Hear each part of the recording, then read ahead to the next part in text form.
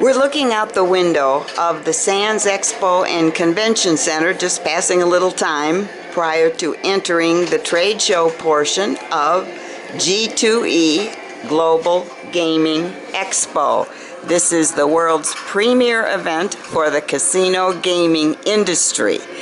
And really, it's always very exciting. Last night, we attended an event in which awards were given for folks who work in the entertainment portion of the casino industry. And at the end of this video, you will see a great acceptance speech by Penn Jillette of Penn & Teller. But for now, here we go to the trade show. The attendance listed as expected is about 27,000 people. This is the last day of the show, and there are still quite a few people looking at the trade show portion of this event. I just walked into the show floor and came to the Atrient exhibit. This is a Michigan company, about 13 years old, and why I stopped was to look at this device. This is a machine that currently, it's about a year old, and I haven't seen any in Las Vegas, although I'm told they are in a number of the smaller places that have casinos.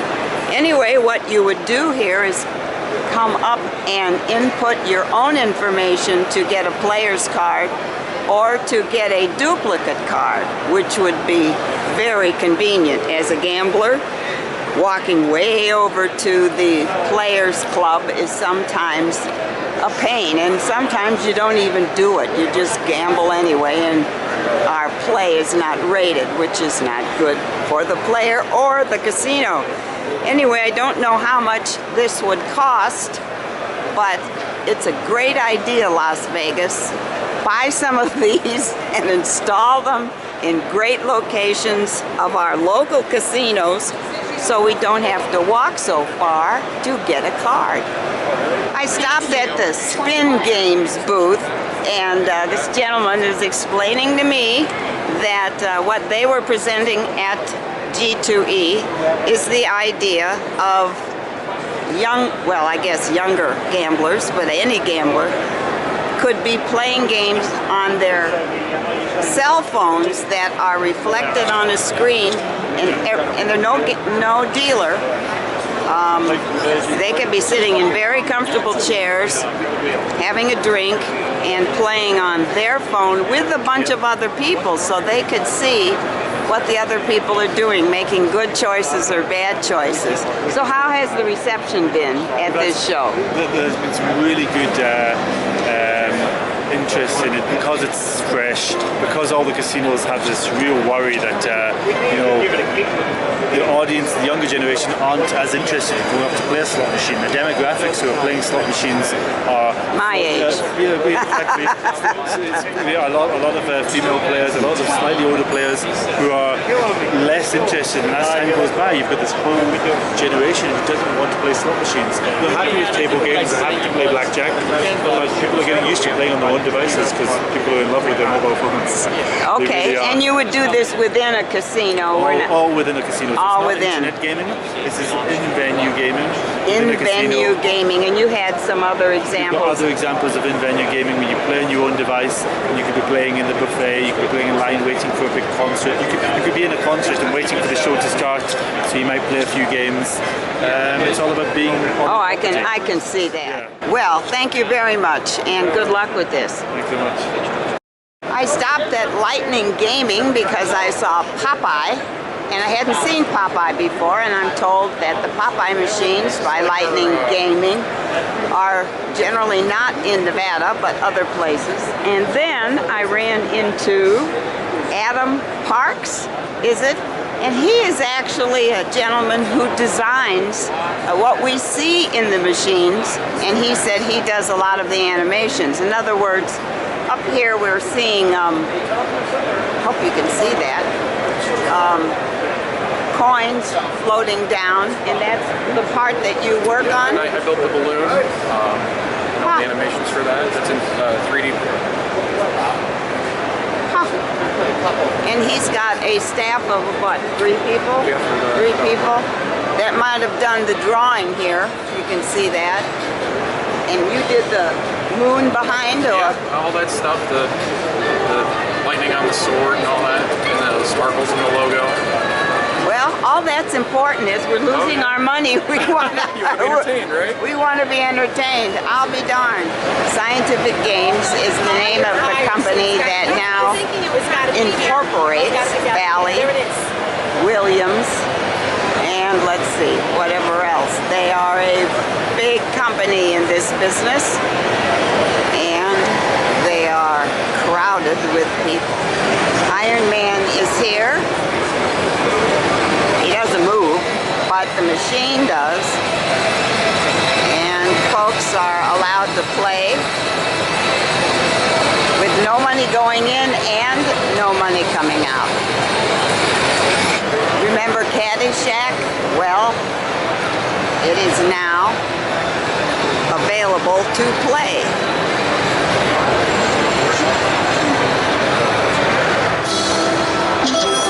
Here's something Las Vegas gamblers love to see. This is running non-stop. If you're a fan of Monty Python, you will love the Holy Grail machine.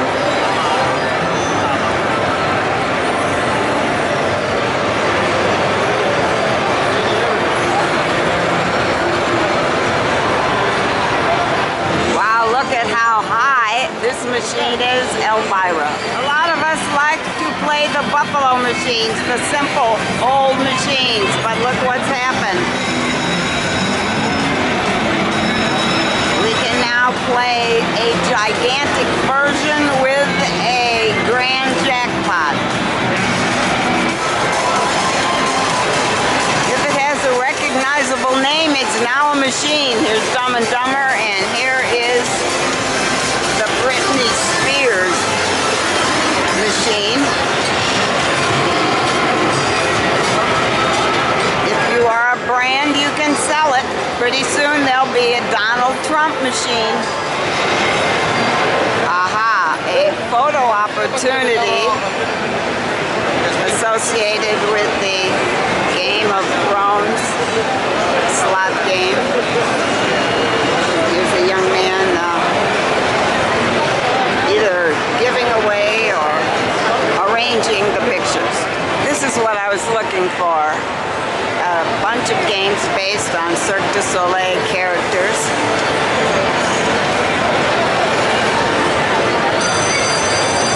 And the bells are ringing. Aha! The characters are part of the game. Many of the games we see in Las Vegas, and they have a huge video screen around their exhibit. This is the place to see new games. More just looking around what we see at Global Gaming Expo.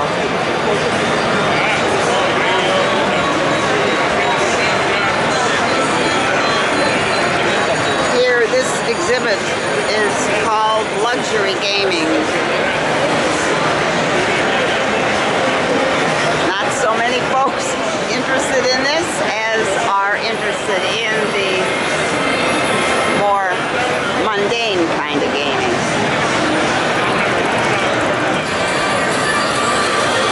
With commodity prices declining, I don't know whether Gold Wheel will have an appeal, but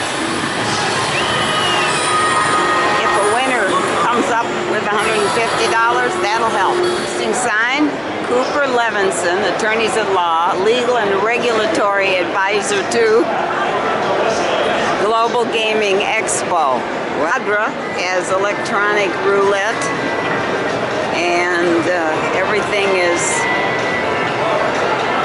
clean and probably uncorruptible, and you can place your bets.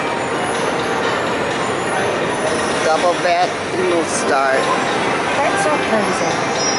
and a voice is coming out of the machine, and here goes the ball round and round and round. This is a beautiful piece of equipment. This is a big setup called Royal Derby.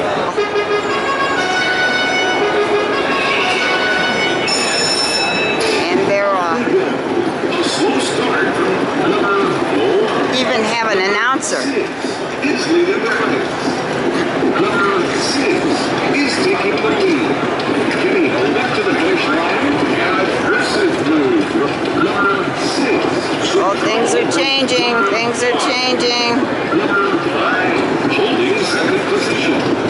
Personally, I'm not so interested in the booths to talk about helping you take care of your cash, because that means the casino has my cash. But those exhibitors are here also. Fancy chair for your casino? Well, here they are. Over here is Gasser's high limit experience.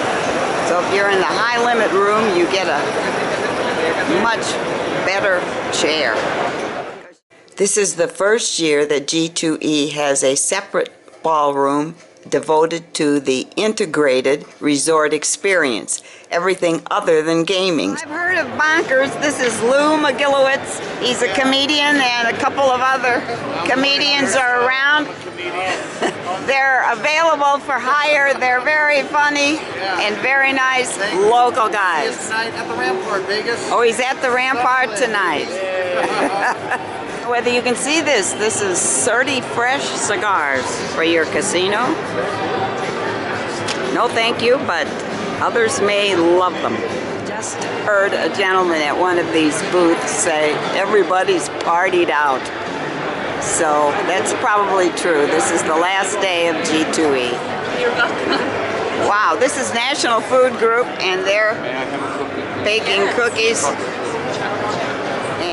Southern Wine and Spirits is a big name in Las Vegas, and they have a big presence here. I think they are providing wine to their customers. Resistant footwear for the casino kitchen.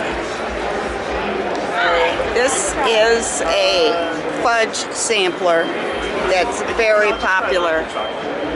Sweeten your success with Calico Cottage Fudge. And after a cookie and fudge, what's better than San Francisco Bay gourmet coffee? Each time, good things come from Cisco. And they're cooking a little and passing out quite a bit. Finally, this is the Ultimate Chef Showdown. And I can see, I think, as one of the judges, Buddy Velasco. TV Factory and Oto upstairs there at the Palazzo. That is a phenomenal room, Oto.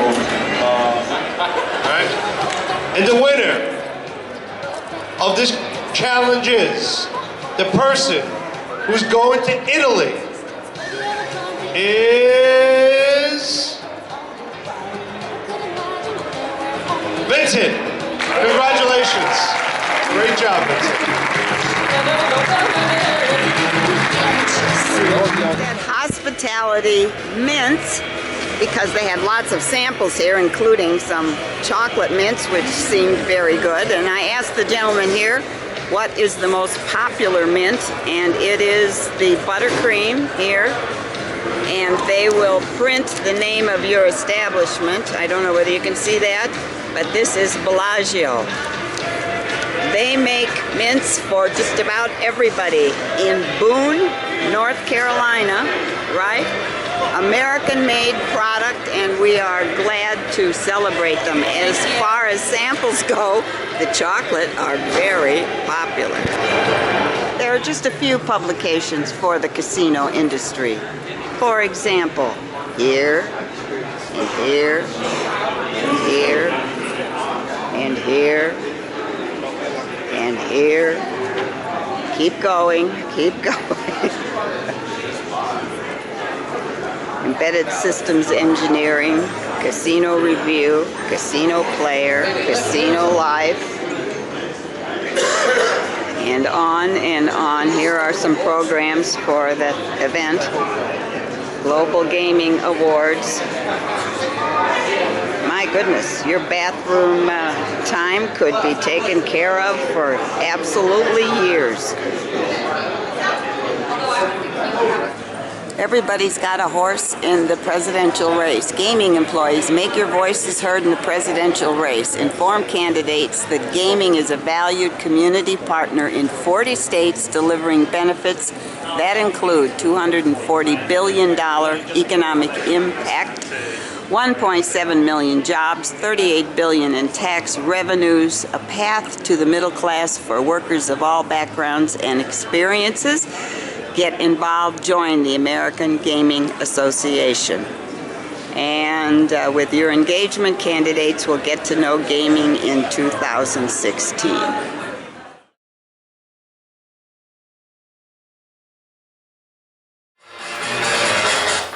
Thank you all so much. We sure like being entertainers here in Vegas. Although we didn't want to be, that was never part of our goal.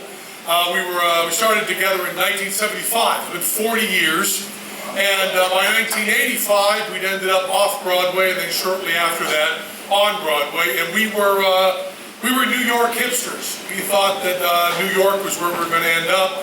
And then a guy by the name of Joel Fishman, right down here, great Joel Fishman. He came to us and asked us to play Atlantic City, to work our first casino. And we told him, no, absolutely not. We were too cool to work casinos. We wouldn't even consider it. That to us was like, painting fluorescent paints on velvet. We were far above that. We were snobbish about it. And we would not play Atlantic City. And when Joel pushed us, we said that we were not going to go out there and do our, just flashy material. We wanted to do stuff that was, heavy and deep and strange and weird like we do. And we wouldn't go over in Atlantic City. And Joel begged to differ. And he gave us a deal that is astonishing. He told us that we could come and play Atlantic City, and we would go out there the first night and we would do any material we wanted. We could do the stuff that we considered to be the strangest and the weirdest and the most non-casino entertainment possible. And we would do it for that audience.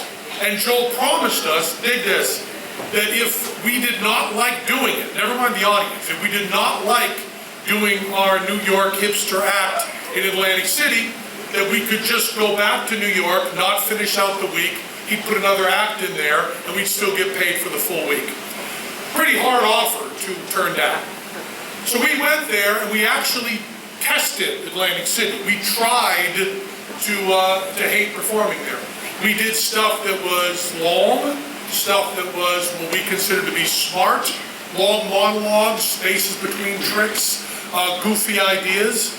And Atlantic City that first night blew us away. The audience was as good as we'd gotten off Broadway. It was as good as the hipster audience. It was as good as any audience we'd ever had in New York. And we fell in love with casino audiences. Joel booked us many, many times in Atlantic City. And then Joel moved out to Las Vegas, Nevada. And Joel brought us with him. He brought us into Bally's in the Celebrity Room, which is now a hallway. And our goofy little act alternated with the greats of show business. We were alternating with, Dean Martin, and Liza Minnelli, and George Carlin, and all the superstars, and going out there and still loving doing it. And now it's been, whatever it's been, 25 years, I guess, maybe closer to 30. We've been playing casinos all over the country. We played, I think, every major casino in the country. And we went back to New York this summer and played Broadway and sold out and did wonderfully and had great audiences and great reviews. And what we mostly wanted to do when we were on Broadway is get back to playing the casinos, because this is where we belong. And thank you all so much. Thank you, Jeff. We love being here. We love being